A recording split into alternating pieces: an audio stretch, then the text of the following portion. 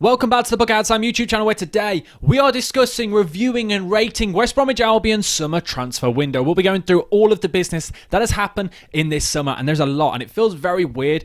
West Brom fans who are watching this will completely agree with me in this sense. It's been a while since we've had such an overhaul, and not only that, it's been quite positive. Let's get straight into it. We're going to be talking about some of the signings first. We'll kind of go through the incomings and talk about the outgoings. We'll kind of go through a little bit. The first one I'll talk about is Nat Phillips. Nat Phillips through the door for me is one of the best signings of the window. This guy is absolutely incredible. He's colossal. And what I love about him is he's been, realistically, we've lost Carl Bartley as a centre-back. We've also lost Semi Ajayi as well. And we've lost Hegum. So 3 centre-backs have gone out the door. But I think the direct replacements for those 3 in Nat Phillips, Chris Mepham, George Campbell are all instant improvements. And not to mention as well, we've also got in Christian Bilic as well, which a player that we've not actually yet to see. But I think those direct replacements are all improvements and for less money as well. I think it's been some incredible business. The signings of Chris Mepham straight away and Nat Phillips are signings that you know instantly have done it in the Championship. They've got that kind of, they've got the know-how, they've been there and they've done that. And I think that is one thing that you desperately need, especially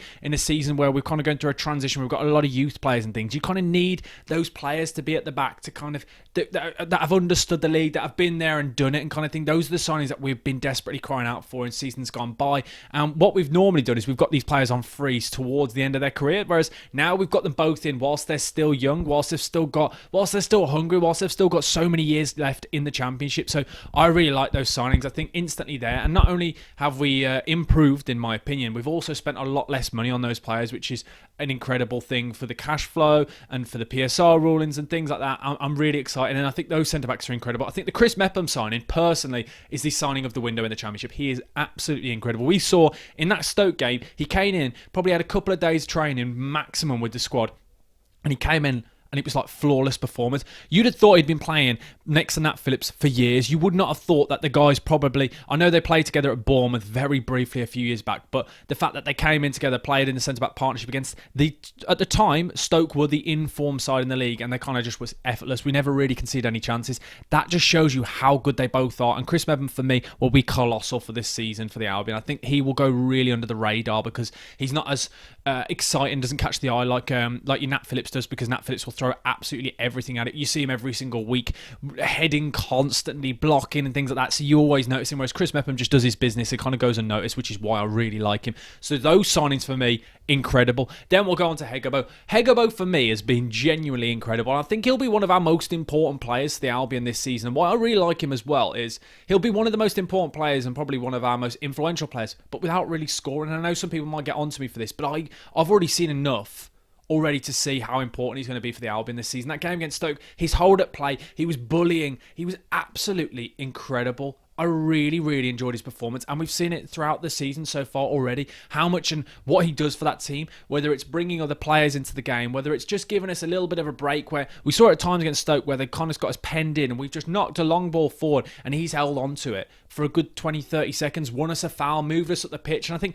those are the kind of things we've been crying out for a striker like that for a long time. We haven't had a player like that in a long time, maybe even since Rondon. Rondon was incredible at that. And again, Rondon goal scoring time for the Albion wasn't incredible, but we don't need that. When you've got somebody like Hegabo, that's where you can then rely on the players like your Mikey Johnstons, your Jed Wallaces, then your Isaac Prices and your Mowats and your Malumbis, and those kind of players can then chip in with the goals, which is what we've already seen. So as long as it's working, I don't mind if he doesn't score, and I think that's really what's going to happen with him this season. I really like that signing again, and it's another one where it's a youth player, and this is one where we've kind of got him in. Not too huge a fee, let's be honest, a few million it's been reported, but again, those are the types of signings that we've needed to make for a while, and we've seen this kind of transition now with West Bromwich Albion that we've seen already. It's probably happened since the new owners have come in. We've kind of changed the kind of mindset and the transfers. We're going for players that haven't got the headlines around them. That's kind of the Hegabo signing. I really like it because this is what Albion weren't so great at doing in the past, and we've kind of shifted back towards what we were good at, and it's a really good model going forward. And all these players will have a price. We've spoken about this already. Similar to Isaac Price, he could easily go in January, which we saw with Hegum. We've seen with Fellows as well. Both these players have now got set market fees, and if they're matched, we've got to sell. And that's the thing. If we're going to be a sustainable club and really improve and kind of go from strength to strength over the next few years, we've got to look at it as a model now, where West Bromwich Albion and things, and look at them as a model and step back and kind of put aside the emotional kind of love for these players and think, okay, if we can get the fee that we want, get rid. We need to work like that and then get in 4 or 5 players for that fee, because that is what we've done this summer, which has been incredible, especially, as we said, for the depth we've had in previous years. This is the first time net incomings has been incredible, like the net positive net incomings. It's just incredible. The money wise, it's bizarre feeling and saying this. I next want to talk about Christian Bilic, because again, this is a player that I'm going to be honest, I forgot we signed, because obviously he's been injured, he's carried a knock. I know he's played in this international break, so we'll probably see him a little bit more. This is a player for me that whenever he played against the Albion, I always thought he was incredible. Like, it really did. Well, I remember watching him, I think it was at Barnsley a few years back against Luton. I thought he was colossal. And then when Blues played us, he always seemed to be incredible. And I think that signing, again, is another one that we'll probably see him kind of be embedded into this team over time. And we'll start seeing him now, because obviously he had a knock when we signed him. And he's one I'm really excited to see, because, again, this is one of those players, similar to what I said about Nat Phillips and Chris Mepham, players that I already knew were great. These are the kind of signings that are just incredible, and I really like it straight away. So, again, another one where an improvement on the players that we've sold. Good for the squad, so I'm happy with that one. Next, we'll talk about Toby Collier. Now, this is one that's really interesting. This is one, when I watched Manchester United last season, I think it was against Tottenham, he came on in the second half under Ten Hag. They just threw him in, and he kind of played as a number 10, and I remember him running around with his socks down low, like a bit of a headless chicken. But from what I've seen so far, he seems good. I like him already, and you could just see already that performance against Stoke, when he came on towards the end, and I always think it's a really good sign for a youth player. He was desperate to get on the ball. He was fuming that he wasn't on the ball. And every time he got it, one touch, fizz straight off. He retained the ball so well. And you can tell already he's got that technical ability. And I think, again, him blended in with Diakite, with Malumbi and Moet, kind of, that's a really good four that we can kind of switch and change through, because that's something that we didn't have last season. Somebody like him, just to sprinkle in every now and then, I think he'll be a lot more important than we realise for now, because I think that Stoke performance, that 15, 20 minutes he came on towards the end, you can already tell he's a tidy player, and I like him. And he's got a bit of dirt about him, a bit of grit, hasn't he? You saw him flying into a few challenges and thought, okay, this guy is built for the Championship. Yeah, I really like that signing. Again, another one where we're just talking extra players, and this is the thing, we didn't have the squad to be able to do this. We saw such a drop-off at times last season in the midfield when we couldn't get the right combinations in and things like that. And whereas now we've got 4 central midfielders that can all kind of switch in and out, and they'll all complement each other nicely. So I think that signing, again, is another one that now probably doesn't seem that important, but I think throughout the season we'll see how much of an impact he really has. Again, another real good signing. Next, we've got Alfie Gilchrist. This is one that I'm really excited about. Incredible for Sheffield United last season. I remember him last season just being absolutely ridiculous. The amount of Friday nights I was watching Sheffield United, and every single time he was flying into tackles, and he plays as if he's been playing for 7 or 8 years. You can tell he's a leader at the back as well. So I think this is another one. All of the West Brom signings, I'm going to be real, I think have been great. There's only one that we're going to discuss and I'm not sure about yet, but he's another one that I really like the sound of. And again, you see all the things about the amount he's captained through this Chelsea youth setup and how important he was as a leader. It's spoken about, Chris Wilder spoke about how important he was for the dressing room last season. So again, another leader to add into this back four. You can see already that the amount of players, Nat Phillips, Chris Mepham, Christian Bilic, all of these players are leaders, and that's something that we've seen Ryan Mason talk about, that he needs kind of those players he can turn to, because we've got a very youthful squad, even though, yes, he is youthful as well, but you can tell already he's a leader. So this is really good, exactly what you need. We'll need these kind of players in your December time when we're playing twice a week. So again, really excited. This is all positive, and it's bizarre saying this. I really like the fact there's this real feel-good factor about the Albion at the minute. I feel like you guys will probably agree in the comment section. Also, if you haven't already, please do smash the like button and please do subscribe. I'm doing a lot more West Bromwich Albion content on this channel now, talking more about my beloved team and loads just general content, all different football teams. So please smash the like button and please do subscribe for lots more long form content. The one signing I'm not entirely convinced by is Sammy Illing Jr. Now, hear me out on this one. This is a signing that there's no reason as to why I'm not sure. It's just whenever I've seen him, I've never been convinced. I thought he'd seemed decent for the England 21s, but I always say that's not a great sign. You can only take that with a pinch of salt, because a lot of players we see are built for youth setups, but it's the transition from that to men's football, because there is a massive difference from the kind of the physicality, the pace, the actual tone of the game. So there is a massive difference in my opinion. Borough last season, wasn't convinced, and a lot of my friends who are Villa fans have always said to me, not sure, not really convinced by him as a signing. The one good thing is obviously his versatility. He can play as a left back, a right winger, a left winger. He's even been known to play behind the striker at times. I'm intrigued as to where he'll play. And I don't know if you saw the interview. He spoke about the conversation he had with Ryan Mason and said that this season he wants to provide more, he wants to score more. So that implies to me that he'll be playing more in attacking wise, maybe as a Fellows replacement. But I think Wallace has stepped in quite well. But I get it for like squad depth and things, but from what I've read and from what I've seen, I've never really been that impressed. So that's probably the only signing there out of all of them that I'm a bit like, I don't know how I feel about it. But the rest for me, incredible. Charlie Taylor as well for me. This is another one that I'm excited about because Charlie Taylor, when he was at Leeds, was linked to West Bromwich Albion when we were in the Premier League. I remember left back, we were always linked with him, and then he went to Burnley instead, just off the back of Burnley's incredible run. I'm pretty sure it was just after.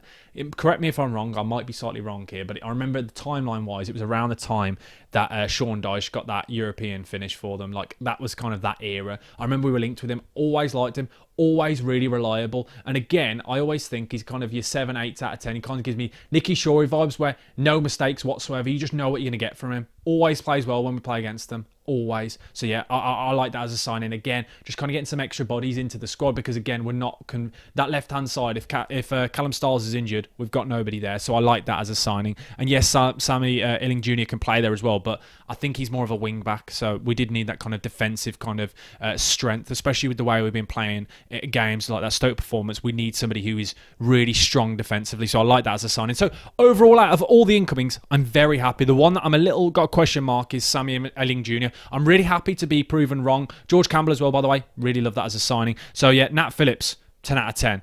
Hegabo, 10 out of 10. Campbell, 10 out of 10. Collier, 10 out of 10. Mepham, 10 out of 10. Alfie Gilchrist, 10 out of 10. Illing Jr., I'm going to sit on the fence, give it a 5 at the minute. And then obviously Charlie Taylor, another 10 out of 10. Obviously, this is just take it, there's tongue-in-cheek, don't get me wrong, but I'm very happy with all of those incomings. Next, we'll talk about the outgoings. Now, because this is also where there's been a bit of controversy, so we'll kind of discuss this now and give you my honest feelings. Caleb Taylor,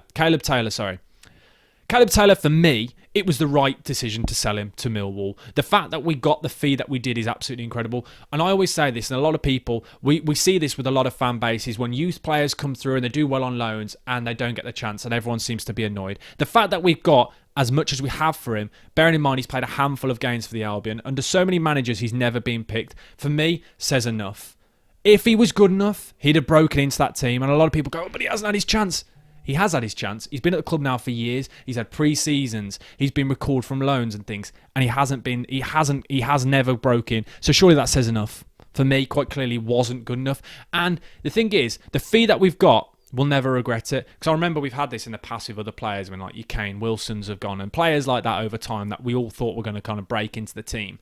The fact that we've got as big a fee will never be a regret. If he goes on to do good things, we've got 3 million for him. Do you know what I mean? It speaks volume, the fact that we've got that fee. So I think that kind of at least covers our back a little bit so we can't kind of look at it back and regret because you go, do you know what, actually, the fee was incredible. So I don't mind that sale. Tom Fellows now.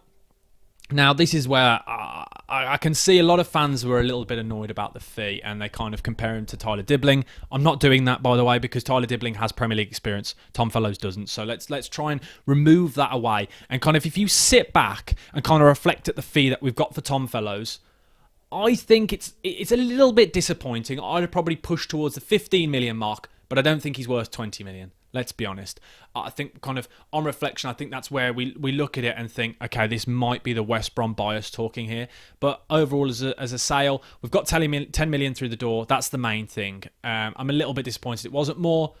But hey-ho, it swings and roundabouts. I'm not too disappointed because, again, the signings we've made, that's where I kind of look at it and think, okay, the players we've then got through the door, it kind of makes it a little bit more positive. I am a little bit frustrated, but I'm not really gutted. I'm not really disappointed because maybe on reflection, we'll see in a year's time, was the fee mental or not? But a little bit disappointed, but maybe that's my rose-tinted glasses. Darnell Furlong for me, again, another one that's a little bit frustrating. We spoke about how important part of his game was. We've already seen George Campbell can take a long throw, so that's a good start. That's a big tick. But again, on reflection, the fee's been incredible. But I do think we will miss him. I think a lot of people underestimate just how good he was for the Albion because I know he can be quite a frustrating player, but a great servant to the club. And again, it's a shame that he has gone because he was the final player to leave from that Bilic side that got us promoted into the Premier League. So yeah, we've completely now lost that team, that squad. Next, Hegam. Hegam for me, I think we've got an incredible fee for. I don't think he's worth as much as he is. Like, let's be honest, we've already shown and we've already seen, we've sold the player, we bought in a few new centre backs and they're probably as good as maybe even argument that they're even better. Don't get me wrong, he was incredible for us last season, but 10 million I think is an incredible fee. Like when you sit back, you just think, just wow. So yeah, good business there. For Botta, this is one that just always makes me laugh. On that account on Twitter, if West Brom fans will know what I'm on about here, there's an account on Twitter that everyone thought was him. One that I always liked the idea of. I saw that one goal he scored for Juve years back, and the fact that he played at Juve and he's got quite a nice name. I remember thinking this guy is going to be incredible. We've never seen it, so it was the right decision getting rid of him, terminating his contract before the window ended. Then obviously Carl Bartley as well, and I think it was incredible from Carl Bartley what he did, because he could have stayed on the injury table and taken the pay packet for the rest of the season. Whether you like him or not, I was a big fan of Carl Bartley. Again, another underrated player in my opinion for West Bromwich Albion. But I think when you look at it as a whole, you've just got to kind of go, do you know what, fair play, because he didn't need to do that for the Albion. So big respect to him. He'll always have a good place in my heart. I'm a big fan of Carl Bartley. So yeah, it's a shame that we've seen him go. John Swift as well made sense. Never really worked out, and he's one that really frustrated me, because on his day, we saw it in moments how good he was. Technically, arguably one of the most technically gifted footballers in the Albion squad last season, but he just couldn't do it week in, week out, and he was quite a frustrating player. And that's the problem often with the number 10. If the number 10 isn't working, then you think it's a waste of a position, and we saw that quite often for him. And obviously, I know it kind of went a little bit sour towards the end, especially when Mowbray was playing him as a holding midfielder. I remember I was at that Coventry game when he lost the ball on the edge of his box. It was the right decision to let him go. And in years gone by, we would have given those kind of players an extra year. So I think we probably made the right decision. It's a shame again, because I was so excited when we first got him in through the door. It's a shame it just didn't work out. Semi Ajayi, another one. Again, in previous years, we probably would have given him an extra year on the contract, but it was probably the right decision because of his injury record and things. Again, a great player, a really good defender, championship-wise, good to have in and around the squad, but just wasn't reliable in the sense of his injury record. So it was definitely the right decision to let him go. So looking at it as a whole, all the sales, reviewing it from that sense, I think only Tom Fellows is the one for me that I'm a little bit disappointed by. The rest, I think they all make sense. I really completely understand them all. Obviously, Devante Cole as well, who ended up leaving. Again, another one that it just didn't work out. Nothing against him. It's nothing on him. He just quite clearly wasn't cut out for this level, and it was an odd sign at the time. I always say the best way to decide how good a player is by checking the reaction of the fans from the club he's left. So the fans were all buzzing to see him go, Barnsley fans were, so that kind of always made me think, alarm bells ringing here. So yeah, again, it's just somebody, we can't hold a grudge, nothing on him, had to go. So it's similar to your likes of your Fran Botta, your Frabotta, sorry. There you go. There's me completely reviewing all the business. Hopefully you've enjoyed this video. I think overall it's been an impressive window for West Bromwich Albion. Arguably the best window we have seen, the best restructuring, the best kind of change in the squad. Because let's be honest, we've had an overhaul. We've had a clear out and an overhaul. If you look at the squad, compare it to 18 months ago, you'll realise how mental the change has been. So it's been incredible business since the owners have come in. The average age has dropped down of the squad massively, because that was a huge problem. So it's all very positive for now. I'm very pleased. Intrigued to see what we do in January, whether we can hold on to players like Isaac Price. But for now, I'm very happy with West Bromwich Albion. I'm very happy with the start to the season. And I have reviewed my thoughts on all of the players, ins and outs. Please let me know your thoughts down in the comment section below. And any new West Bromwich Albion content you'd like to see, please let me know down in the comment section below. Should I do a start, sub, sell one? Should I do kind of my feedback and my thoughts so far this season? Please let me know, because I do listen to you guys. You guys are the directors and producers of this channel. So anything you comment down, I'll comment and respond to every single comment on this channel. So give me your thoughts, and hopefully you've been enjoying the content recently on this channel. Thank you for watching. Up the baggies, and hopefully we can carry on this form. Thank you, and I'll see you soon. Let me know if you agree, because I feel like not everyone will do, but that's just this part of this game, isn't it? Cheers. See you soon.